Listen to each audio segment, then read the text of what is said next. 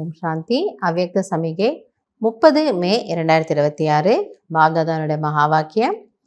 एक रस का अर्थ यह नहीं कि पुरुषार्थ की रफ्तार सदा एक जैसी हो। एक रस अर्थात सदा उड़ती कला की महसूसता रहे। ஒரே சீரான மனநிலையில நம்ம அப்படியே ஒரு தெளிந்த நீரோடை போல இப்படியே இருப்போம். பாபா சொல்றாரு அப்படி இல்லை. ஸ்திதியில நீங்க புருஷார்த்தத்துல பறக்கும் கலையில இருங்க, ஃபாஸ்டா போங்க, அதுல எந்த ப்ராப்ளமும் இல்லை. சர்வ சம்பந்தம் கி அவினாஷி தார் ஏக் से जुटी हुई हो।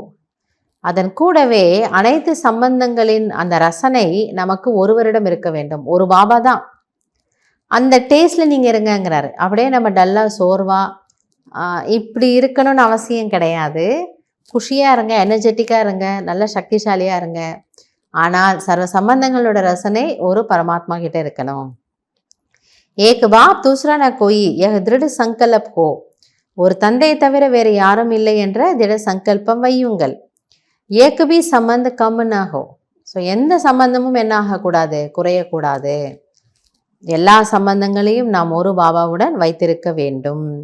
सर्व संबंधों की डोर एक से बंधी हुई हो तब एक स्थिति स्वतः रहेगी। ஆக எல்லா சம்பந்தங்களுடைய அந்த டேஸ்ட், அப்பாவோ அம்மாவோ என்னோட ஃப்ரெண்டோ என்னோட க்ளோஸ் ஃப்ரெண்டு, மனசை திறந்து நான் அவரோட பேசுவேன்.